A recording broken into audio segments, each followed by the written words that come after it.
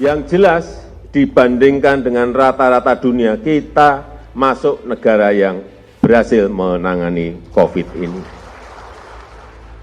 Pidato Jokowi di PPKM Award hancurkan ocehan Anies di Australia. Ditulis oleh Sardi dari SeaWorld.com. Ya, ini ada pola komunikasi yang tersumbat menurut saya. Jadi Anies tinggal panggil ke istana atau telekonferen bagaimana soal pola dan distribusi tentang bantuan sosial yang ada di Jakarta. Apa betul data yang kemudian dapat menerima bantuan sosial itu salah, tidak sesuai dengan data-data pusat? Itulah sebabnya kita di Jakarta ini sekarang sedang menyiapkan. Tapi gini, kami itu kalau mengerjakan, kita ini kerjakan bukan untuk kampanye, kita kerjakan menyelesaikan masalah. Okay? Tuh, kenapa lu ngomong gitu? Labnya udah siap. Oh iya? Insya Allah. Udah dikerjakan sejak kapan? Nanti kalau udah siap saya umumin sekalian.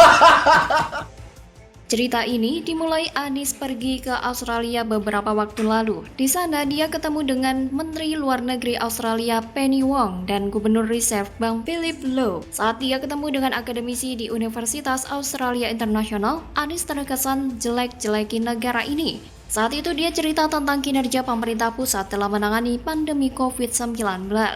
Anies bilang pemerintah pusat buruk dalam menangani COVID-19. Dia cerita gimana pengalaman menangani COVID-19 saat jadi gubernur. Anies yang bilang sendiri kalau Pemprov DKI sering berbeda pendapat dengan pemerintah pusat dalam penanganan COVID. Respon Menteri Kesehatan selalu negatif. Padahal kalau kita lihat fakta, justru Anies yang lebih parah. Nggak percaya? Nih, saya kasih bukti. Kalian pasti pernah dengar soal laboratorium swab yang sempat digembar-gemborkan Anies. Faktanya, sampai PPKM resmi dicabut pemerintah, laboratorium yang dimaksud nggak pernah nampak batang hidungnya. Kalau Hambalang setidaknya bisa nampak bangunannya meski mangkrak, tapi laboratorium itu malah nggak kelihatan apapun.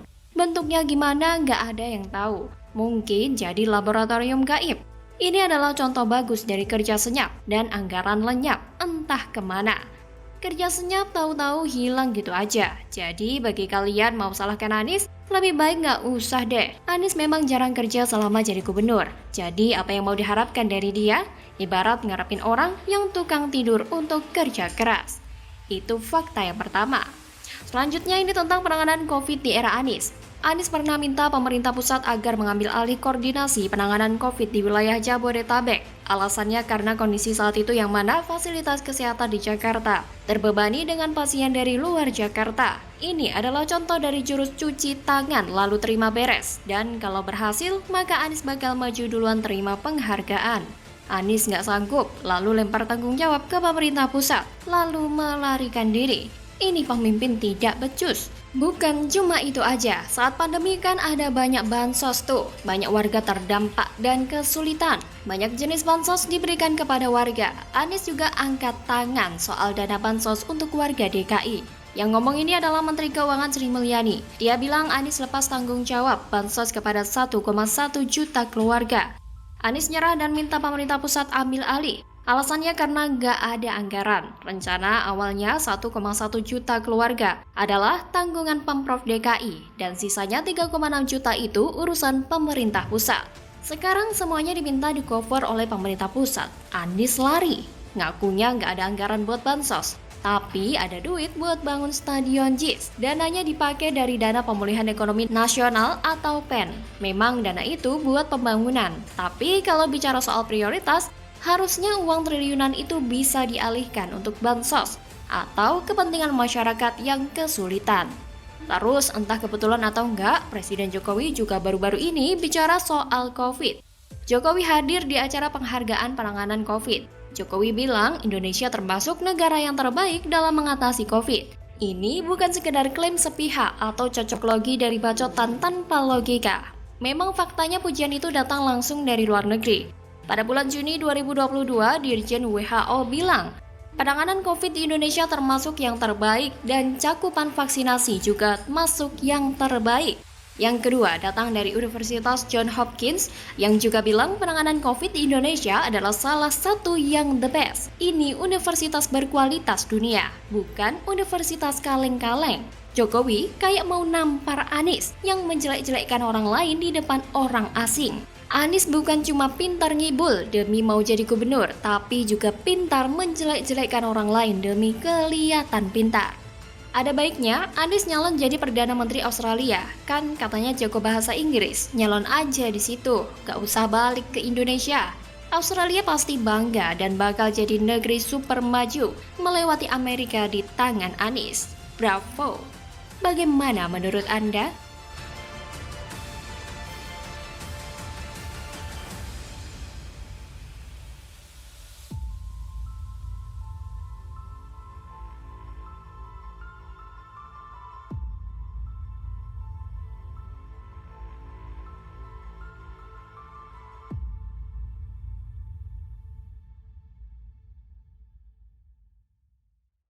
Kenapa Sugi Nur tidak menyelesaikan sekolah dasarnya? Kata Sugi, dia sudah bertarung di jalanan mencari uang sebagai pemain debus. Pernyataan-pernyataan Sugi Nur yang suka nggak masuk akal. Tapi dia itu penuh percaya diri kalau dia pintar. Insya Allah. Terima kasih Mas Grace. Cukup ya, saya rasa. Jadi untuk permintaan saudara ini kita sama-sama sarjana hukum ya.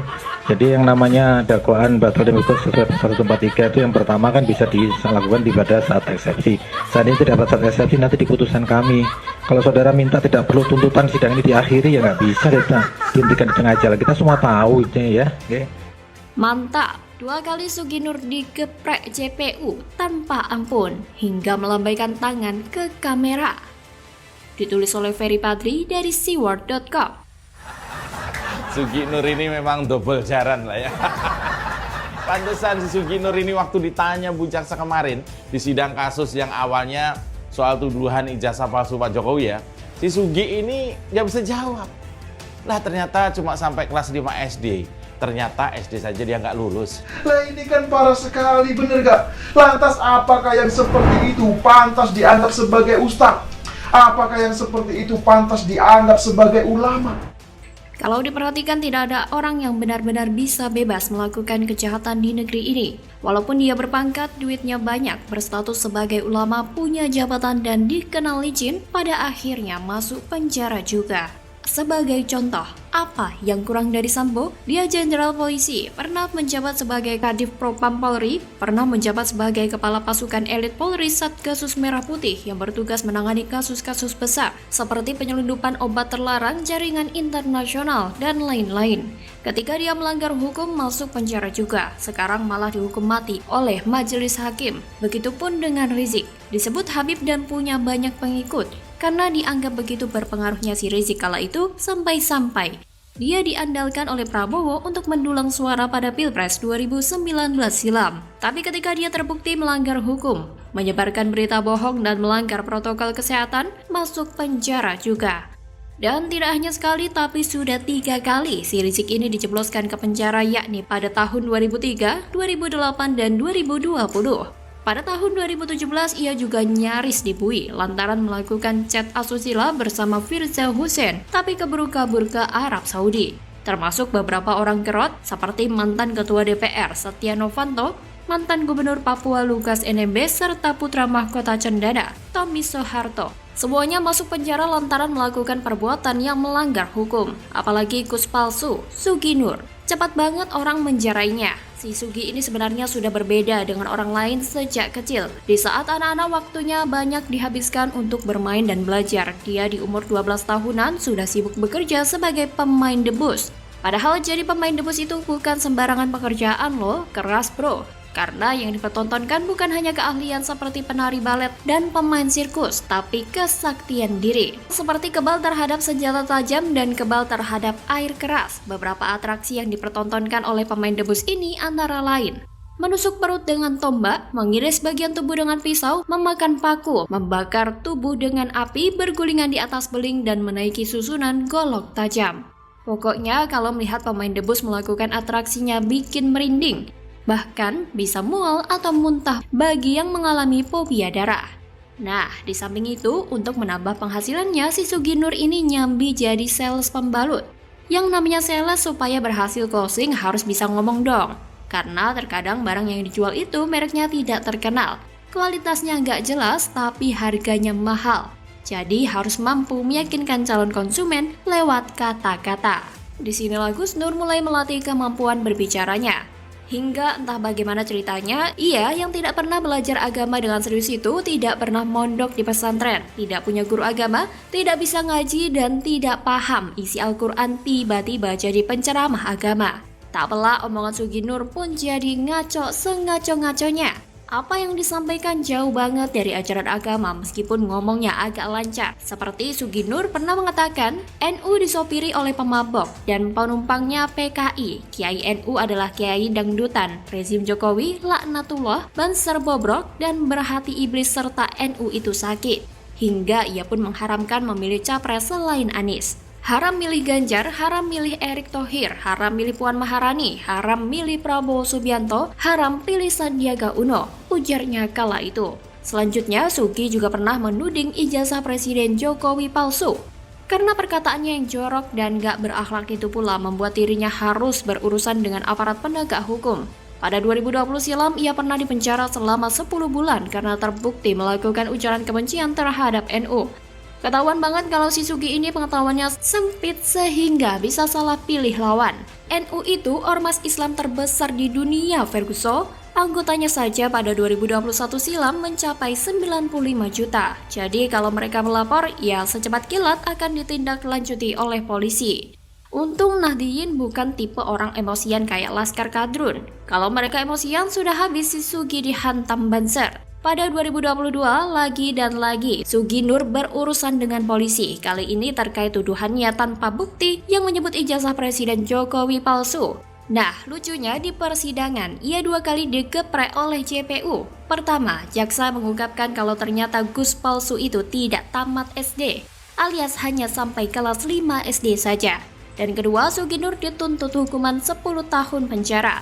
Alasannya dituntut hukuman berat karena dia residivis kambuhan, berbelit-belit dalam memberikan keterangan serta tidak menyesali perbuatannya. Modiar. Hingga suatu ketika Sugi Nur fobia sama penjara. Ia pun seperti tanpa bersalah minta kepada majelis hakim agar sidang langsung diakhiri saja, serta tidak perlu adanya tuntutan. Emang pengadilan itu punya nenek lu? Melambaikan tangan ke kamera kawan, alias menyerah. Semoga pasca keluar dari penjara nanti, Sugi segera menyadari kebodohannya. Bila perlu, sekolah lagi, ambil paket A, B, dan C, sehingga bisa kuliah ngambil jurusan komunikasi dan penyiaran Islam. Kalau serius mau jadi pendakwah. Karena jadi pendakwah itu tidak cukup hanya dengan kata-kata kasar doang, tapi ada ilmunya. Bagaimana kalau menurut Anda?